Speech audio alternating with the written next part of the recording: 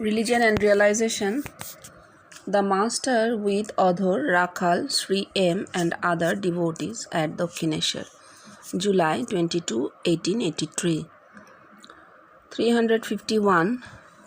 Do you know the views of this type of man? With them, by self-exertion, one must start with practicing spiritual discipline, self-restraint, self-control, and renunciation. They aim to be merged in the first cause, nirvana. It is to obtain liberation by self-exertion. Buddha and Shankar introduced it. It is to control one's animality by self-exertion and thereby to be merged in the great cause of first cause or the absolute.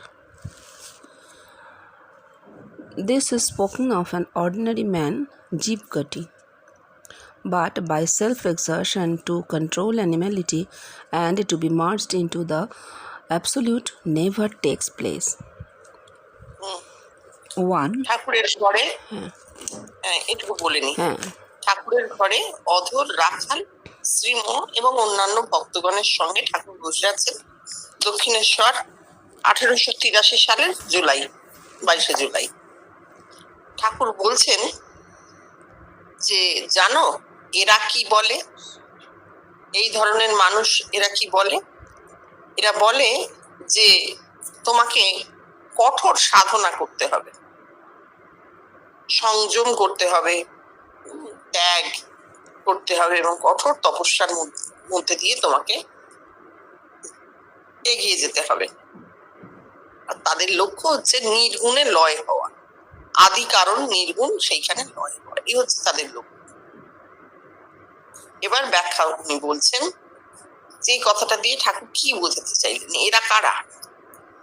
Buddha, Shankaracharya প্রভৃতি আচার্য তারা এই বিবিদিশার পথ বলেছিলেন, liberation by self exertion. কষ্ট করে নিজে প্রচুর তপস্যা করে সাধন করে মুক্তি লাভ, এই ছিল তাদের পথ। এতে কি হচ্ছে? নিজেকে চেষ্টা করে জীবত্বকে সংযমে আনতে হচ্ছে, এনে নির্গুণে লীন হয়ে যাওয়ার চেষ্টা করতে হচ্ছে। This is spoken of an ordinary man, জীবকোটি। এটা জীবকোটির কথা বলা হচ্ছে। কিন্তু সেলফ এক্সারশন বা বিবিদিশা করে অ্যানিমালিটি কন্ট্রোল করে নির্গুণে লয় হওয়া কখনো যায় না। এইভাবে বিবিদিশার পথে কেউ জীবত্ব থেকে নির্গুণে উঠতে পারে না, তার জীবত্ব যায় না।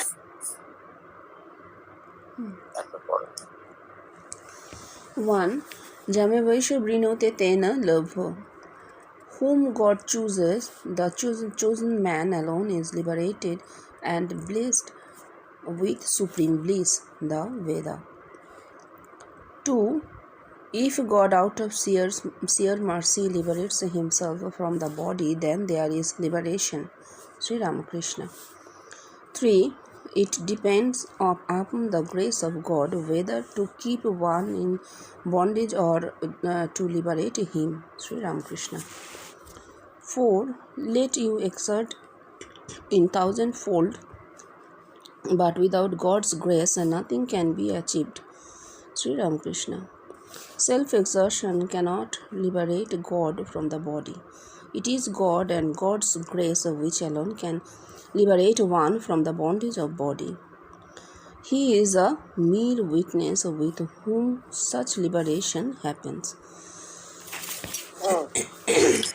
প্রথমেই বলে দিচ্ছেন জমেবৈশ্য বৃণুতে তেন লোক।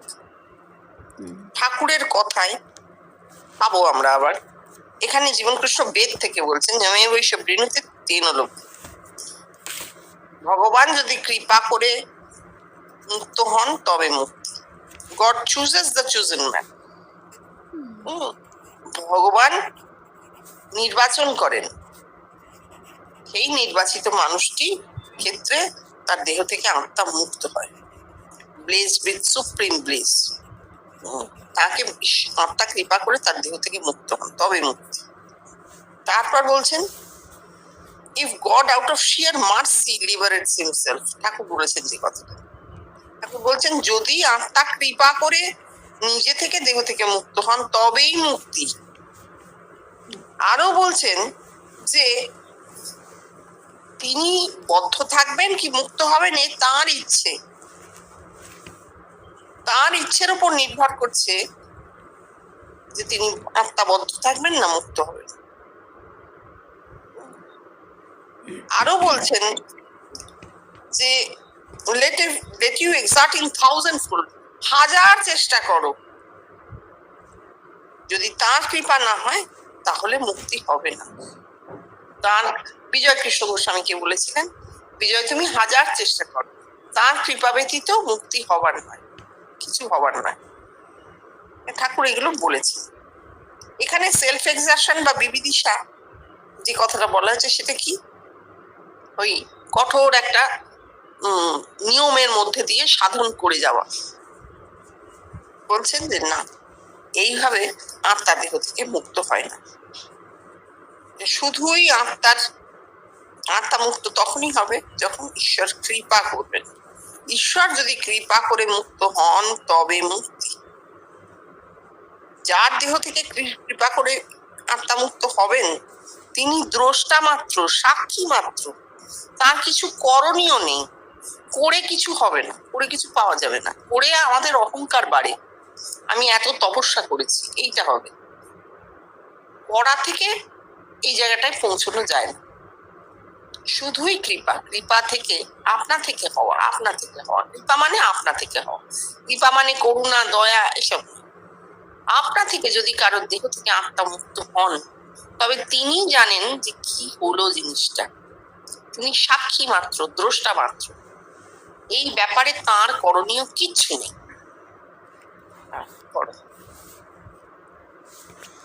These people are Vedantists. They always keep on discriminating.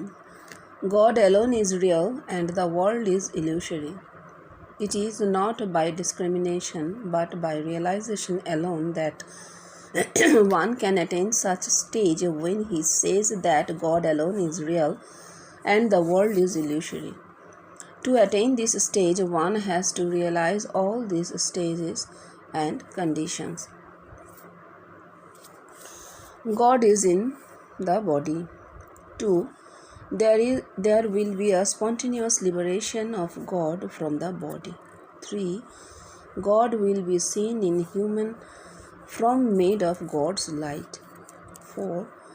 Then he will be seen and shown as Atma in the seventh plane by God the Preceptor. 5.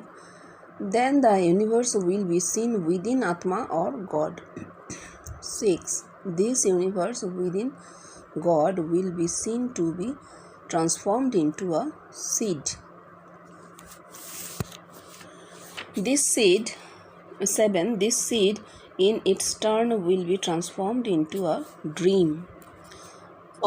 একটু বলছেন এরা হচ্ছে বেদান্তবাদী। বেদান্তবাদীদের মতে ঈশ্বর সত্য, জগৎ মায়া, অনিত্য। ঈশ্বর একমাত্র নিত্য, জগৎ অনিত্য। ব্রহ্ম সত্য, জগৎ মিথ্যা। বেদান্তবাদীরা এইরকম বলে। They always keep discriminating. তারা সারাক্ষণ ভেদ তৈরি করছেন, মুখে বলছেন অদ্বৈত অথচ সমানে দ্বৈত সৃষ্টি করে যাচ্ছেন। ঠিক আছে, বলছেন জীবন কৃষ্ণ যে it is not by discrimination but by realization alone that one can attain such stage. ওইভাবে বাইরে ভেদ করে, ভেদের সৃষ্টি করে কেউ কোথাও পৌঁছবেন না। একমাত্র উপলব্ধির দ্বারা এই অবস্থাটায় পৌঁছানো যায়।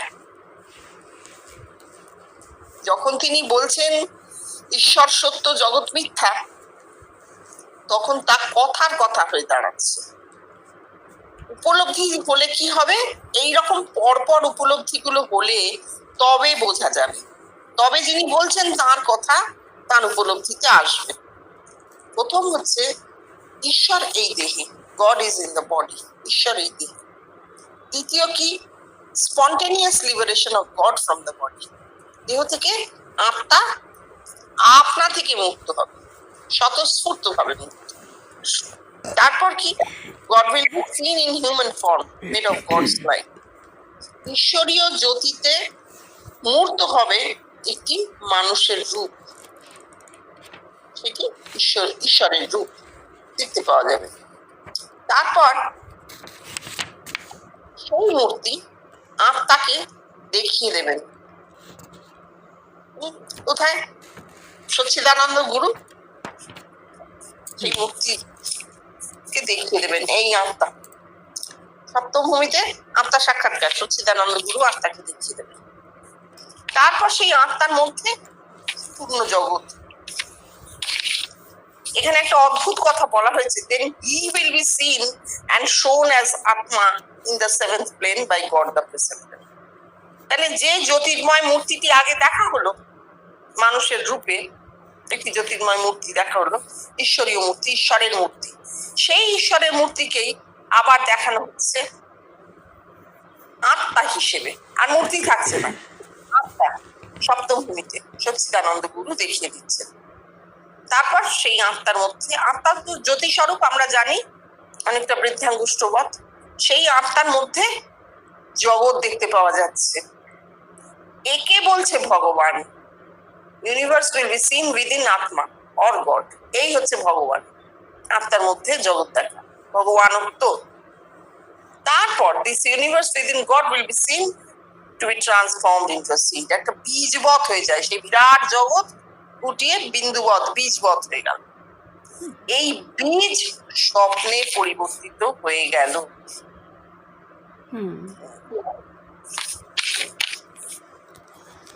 These are all the sportive forms of God. A devotee sees all these sportive forms, realizes all these states, and his angle of vision changes by these realizations, and the world appears illusory like a dream to him. If Atma or God unfolds himself, then all these sportive forms are seen. Sri Ramakrishna. If God reveals his real self, then this stage that the universe is illusory like a dream is attained. If God needs it, then a man is blessed with the supreme knowledge. Sri Ramakrishna. Thakur was blessed with all these realizations, but it was not with Totapuri Maharaj, the Vedantist preceptor of Thakur. No such unfoldments took place either in Totapuri or in Shankar. Even in case of all other incarnations of God, all these unfoldments did not happen. এবার এই পুরো প্রসেসটা যেটা উনি বললেন সেটা বলছেন যে এগুলো সবই দেহে ঈশ্বরীয় লীলা। ঠাকুর বলছেন না, দেহে ঈশ্বরীয় লীলার কাহিনী, সেই দেহে ঈশ্বরীয় লীলা, এগুলো ঠাকুরের দেহে হয়েছে। তাই জন্যই উনিও বলছেন একজন ভক্ত তার দেহে ঈশ্বরের এই সমস্ত লীলা দেখতে পান, উপলব্ধিতে আসে, অনুভবে আসে না যে তিনি কি দেখছেন, এবং তার দৃষ্টিভঙ্গি পাল্টে যায়। আত্মা সাক্ষাৎকারের পর আত্মার মধ্যে বিরাট জগৎ, সেই জগৎ বিন্দুবৎ হচ্ছে, বীজবৎ হচ্ছে, সেই বীজ আবার স্বপ্নে পরিণত হচ্ছে। এটা যার উপলব্ধিতে আসে, তার জগৎকে দেখার দৃষ্টি পাল্টে যায়। তিনি যখন জগতের দিকে তাকান তখন মনে হয় জগৎ যেন একটা স্বপ্ন। বাইরের জগতের দিকেও যখন তার দৃষ্টি পড়ে মনে হয় জগৎটা স্বপ্নবৎ, কারণ তেমন উপলব্ধি তার হয়েছে। এইবার বলছেন যে ঈশ্বর বা আত্মা যদি নিজে থেকে তার লীলা দেখান তবে দেখা যায়, নিজেকে প্রকাশ করেন তবে দেখতে পাওয়া যায়। নিজে থেকে হবে। God reveals his real self, then this state that universe is illusory like a dream is active. যদি ভগবান জানিয়ে দেন যে তার প্রকৃত রূপ হচ্ছে এই স্বপ্নবৎ, এই প্রকাণ্ড ব্রহ্মাণ্ড আসলে স্বপ্নবৎ, এই যদি ভগবান জানিয়ে দেন তবে জানা হয়। যদি ঈশ্বর চান তাহলে তিনি তার নির্বাচিত ব্যক্তিটিকে ব্রহ্মজ্ঞান দিতে পারেন। ঈশ্বর চাইলে ব্রহ্মজ্ঞান দিতে পারেন। কাকে? এখানে শ্রীমা লিখছেন যে blessed man with the supreme knowledge, যাকে তিনি কৃপা করেছেন, যিনি ঈশ্বরের কৃপা পেয়েছেন, ঈশ্বর চাইলে তাকে ব্রহ্মজ্ঞান দিতে পারেন। ঠিক আছে, ঠাকুর was blessed with all these realizations. হ্যাঁ, আমরা জানি ঠাকুরের এই সমস্ত অনুভূতিগুলো হয়েছিল, তাই জন্যই জীবন কৃষ্ণ স্পষ্ট করে বলে দিচ্ছে। কিন্তু না, তোতাপুরী মহারাজের হয়নি। তোতাপুরী মহারাজ কে ছিলেন? ঠাকুরের বেদান্তের গুরু। আর এরকম ধরনের আনফোল্ডমেন্ট, প্রকাশ শঙ্করেরও হয়নি, কোষ মুক্ত হয়নি। দেহের এতগুলো কোষ শঙ্করেরও মুক্ত হয়নি। এমনকি এর আগে যত যত অবতার এসেছেন কারোরই দেহে এতগুলো কোষ মুক্ত হয়নি যা ঠাকুরের হয়েছে।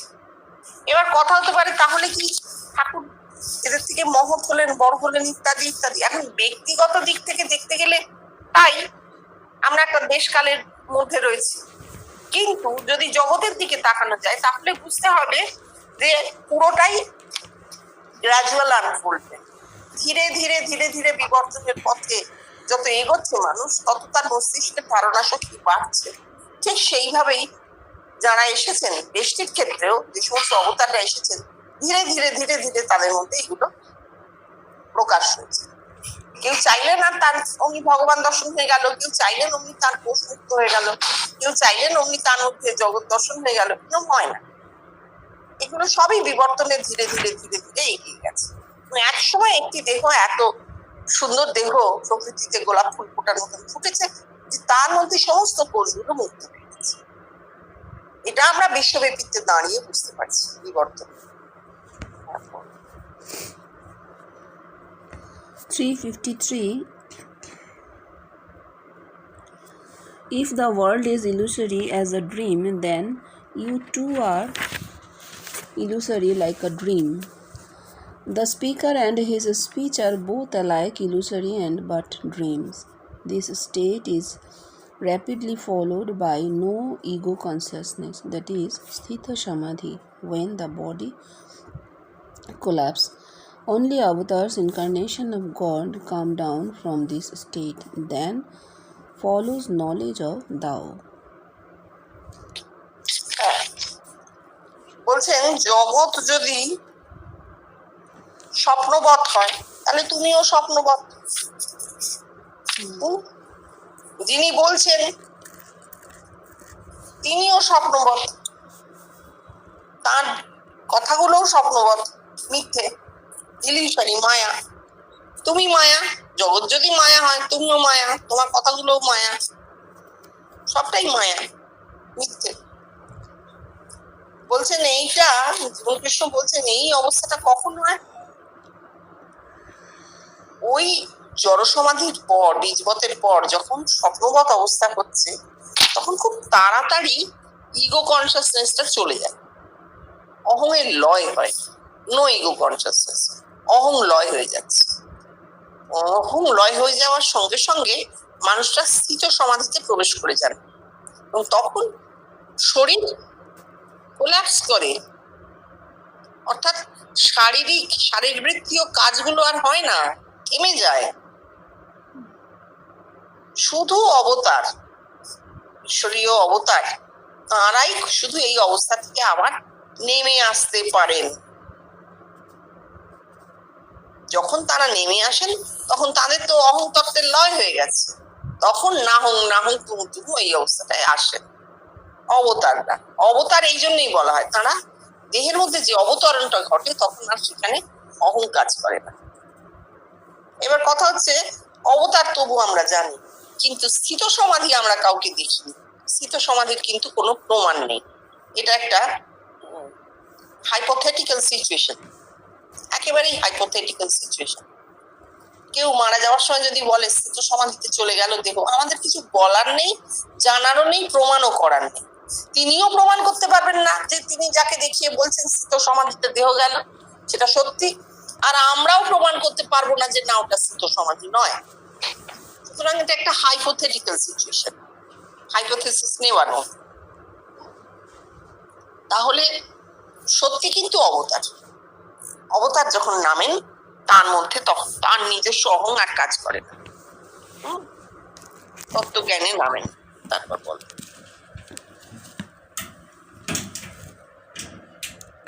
354. It is a very tall talk to speak out that the universe is illusory like a dream. By self-exertion, this stage that the universe is illusory cannot be attained. It is but a fictitious imagination on their part. বলছে যে জগৎ অনিত্য বা স্বপ্নবৎ, এটা বড় লম্বা কথা হয়ে যায়, ভেরি টল টক, বড় উঁচু কথা, লম্বা কথা। কেন? কারণ বিবিদিশায় জগৎ অনিত্য বা স্বপ্নবৎ এই অবস্থায় পৌঁছনোই যায় না। বিবিদিশাটা একজন লোক সাধন করেন কোথায়? জগতেই করেন। প্রচন্ড কঠিন কঠোর তপস্যা করছেন কোথায়? জগতে বসে। তো জগতে বসে জগৎকে মিথ্যা কি করে বলা যায়? অনিত্য, স্বপ্নবৎ, মিথ্যা কি করে বলা যাবে? যাবে না তো। সুতরাং এটা একটা ফিকটিশাস ইমাজিনেশন, কল্পনা, একটা কল্পনা মাত্র। তারা এই অবস্থাটাকে কল্পনা করে নিচ্ছেন, মোটেই তা সত্য নয়।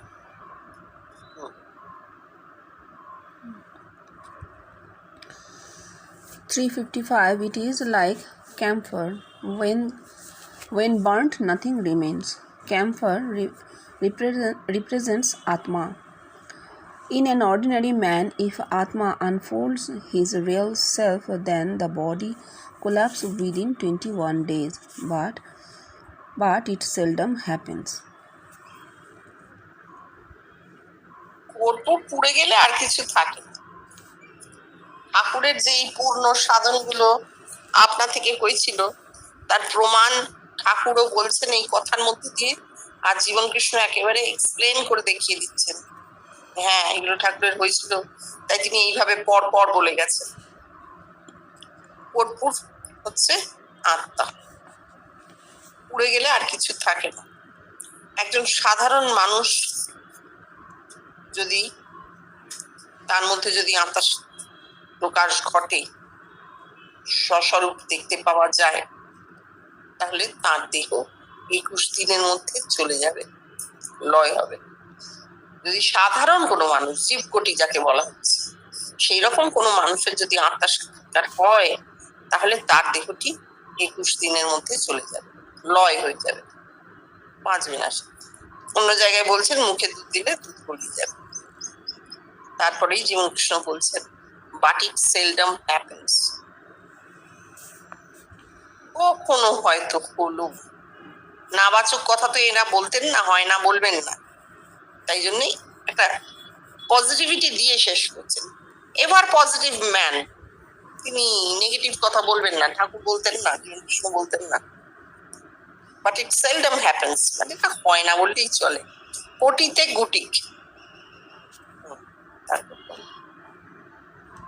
356. When wood is burnt, there remains at least a little ash. Wood represents a human body. When wood is burnt means real manifestations and realizations of God in the 5th, 7th, and the unfoldment and revelation of Atma in his real self. Ash represents knowledge. Ash represents a knowledge of Tao, Tattva Gyan. Once ego is burnt, then comes ash, that is Tao. It is It is termed devotion in matured state, Paka Bhakti. This is succeeded by descent as an incarnation of God or Avatar. Then this man gets the capacity of seeing God, illusion, living beings, and the universe all together in their interrelated and interlinked condition. He and he alone is in a position to say that the world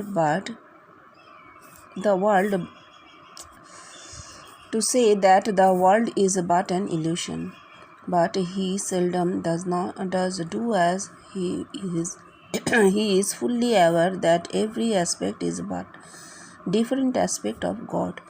On the contrary, he says that the world is real too.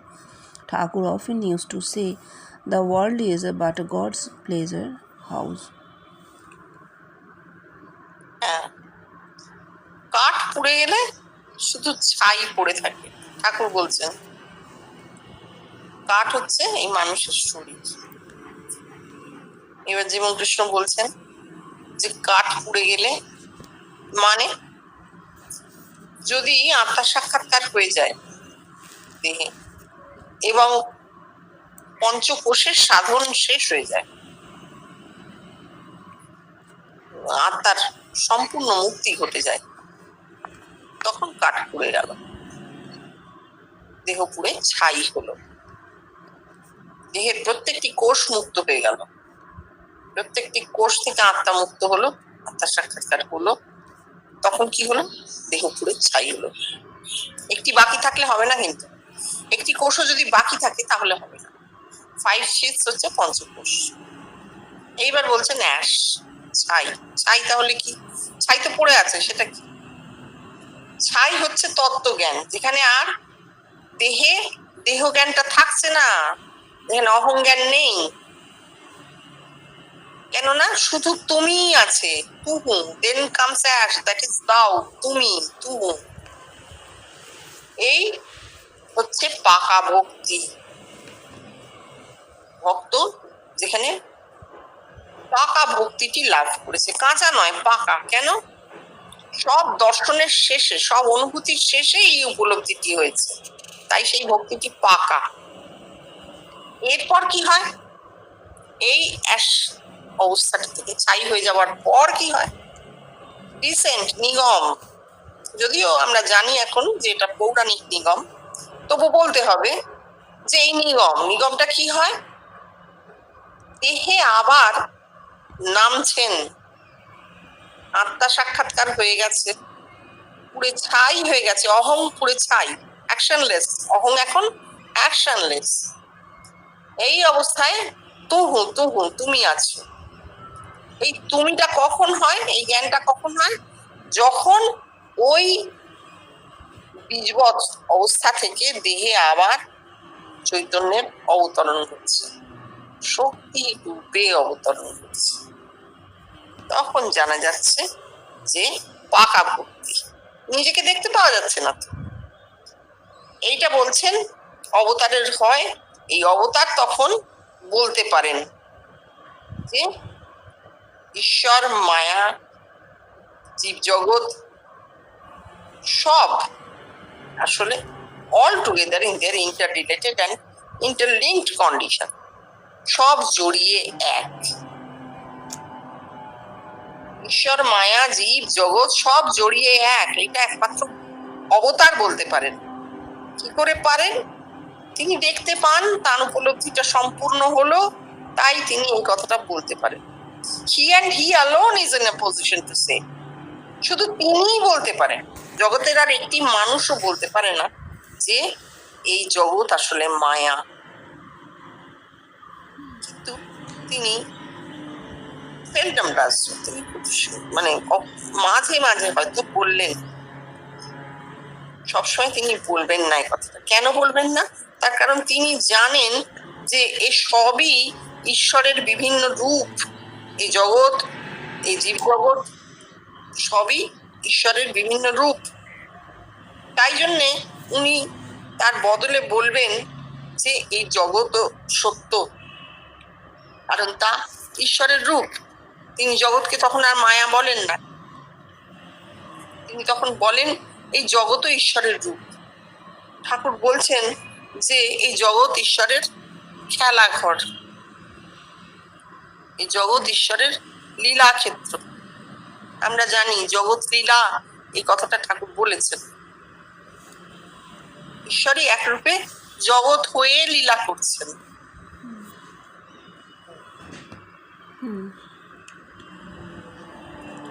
357. Padalochon, though a devotee in the path of knowledge, Gyani, yet respected me like anything in spite of my repeating before him, O Divine Mother, O Divine Mother. Padalochon, a great Sanskrit scholar, a big Pandit, did not see Atma or God. So he was not a man of knowledge, Gyani. He was a devotee. Furthermore, he was a learned man. As such, he tried to get God by discrimination, and that cannot be done. পদ্মলোচন জ্ঞানী।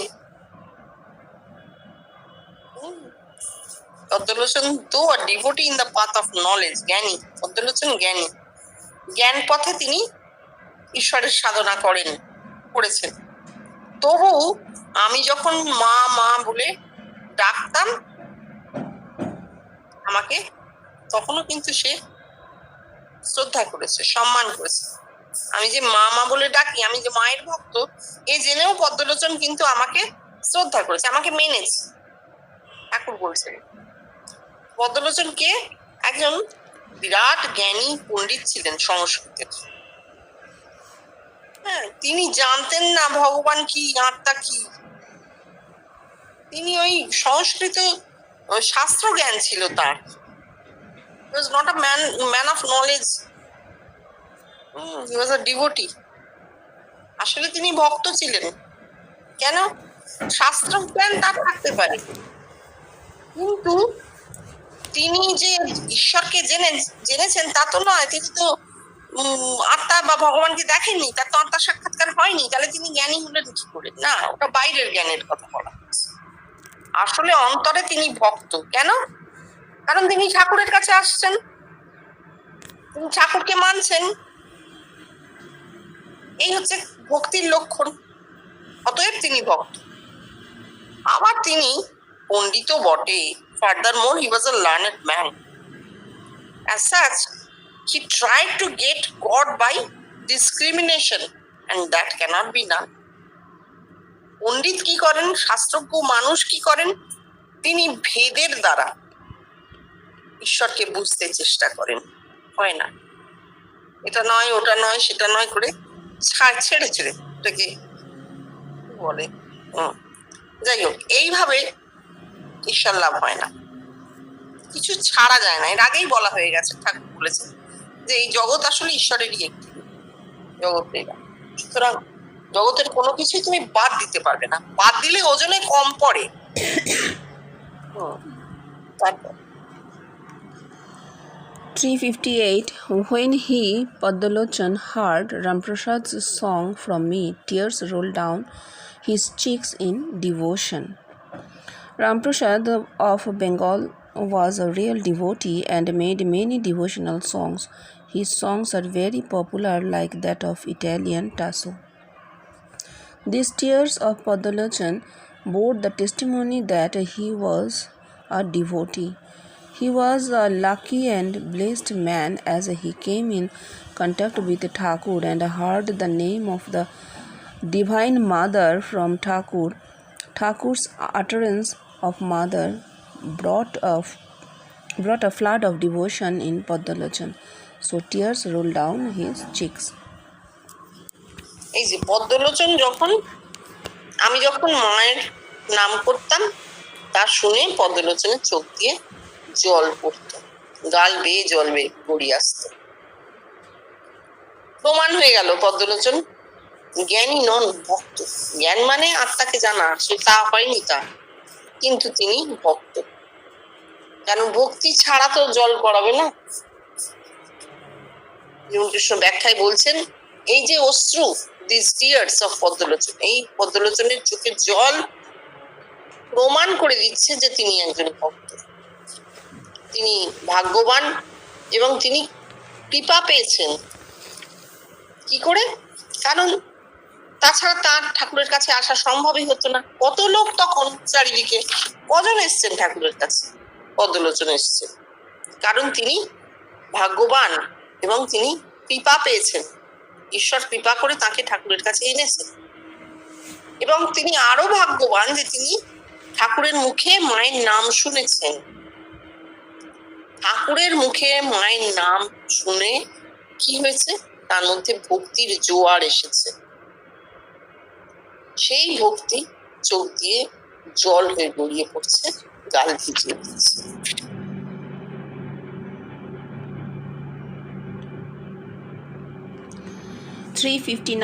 Once Padmalochan was asked to decide which of the two deities, Shiva or Brahma, was the greater. With a child's simplicity, he said, "I don't know. Neither I nor my ancestors back to the 14th generation have ever seen Shiva or Brahma." Padmalochan had no knowledge of the causal body, Bhagavati Tonu. It is a causal body in his sixth plane which takes the human shape made of God's light, appears before a devotee and talks with him. A devotee sees and hears him or her. In case of a superior receptacle, this causal body takes various forms of God and goddesses, avatars, saints, etc. It happened one to understand that the very same causal body is changed into various forms. He is blessed who has come to know the mystery of one changing into many. Sri Ramakrishna. বলছেন পদ্মলোচনকে একবার একটা ওই সভায়, পণ্ডিতদের সভায় জিজ্ঞেস করা হয়েছিল দুজন ডেইটি, আমাদের দুজন ইষ্ট সম্পর্কে, শিব না ব্রহ্মা, কে বড়? তখন একেবারে শিশুর সারল্য নিয়ে তিনি বলেছিলেন, আমি জানি না, আমি বা আমার বাপ 14 পুরুষ সেই সভায় উপস্থিত ছিলাম না, আমরা দেখিনি।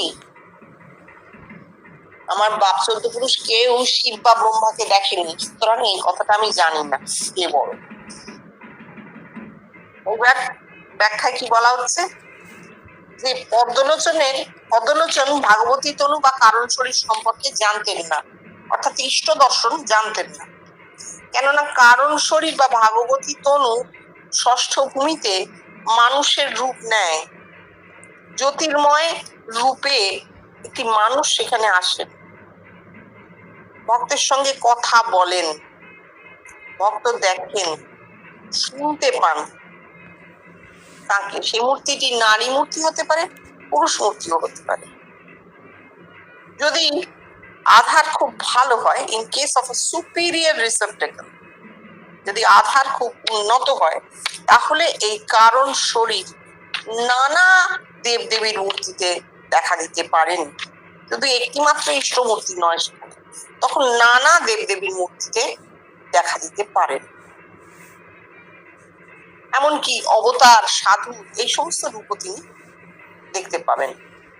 যদি তার আধার খুব উন্নত হয়, সেই উন্নত আধারে কারণ শরীর নানা দেবদেবীর মূর্তি, অবতার, সাধু, সন্ত নানা রূপে দেখা যেতে পারে। এটা কি হয়? এটা যিনি দেখছেন তাকে তিনি বুঝতে পারেন, বুঝতে সাহায্য হয়। কি না আমার কারণ শরীরই এই নানা রূপ ধরছে, এটা কারণ শরীরের লীলা, এটা তিনি বুঝতে পারেন। এই নানা রূপ দেখানোটা, একটি রূপ দেখালে কিন্তু দেখাটা ওইখানে থেমে যাচ্ছে, ওই ইষ্ট দর্শনে শেষ হয়ে যাচ্ছে, গ্র্যাজুয়াল আনফোল্ডমেন্ট আর হচ্ছে না। কিন্তু যিনি নানা রূপ দেখছেন, এমনকি কল্পিত ঈশ্বরের মূর্তিগুলো দেখার পর যখন তিনি মানুষের মূর্তিগুলো দেখছেন, আমরা জানি সাধু বা অবতার এরা সব সত্যিকারের মানুষ ছিলেন, সেই মানুষ মূর্তিগুলো যখন দেখানো হচ্ছে তখন তিনি বুঝতে পারছেন যে কারণ শরীরই এই নানা রূপ ধরে আমাকে দেখা দিচ্ছে। এর ফলে কি হচ্ছে? Is blessed who has come to know the mystery of one changing into many. ঠাকুর বলছেন এক যখন বহু হয়ে দেখা দিচ্ছে, যিনি দেখছেন তিনি আসলে কৃপা পেয়েছেন। ঈশ্বরের কৃপা হলে এই এক বহু হয়ে দেখা যায়, একই বহু হচ্ছে। থাক আজকে। হ্যাঁ।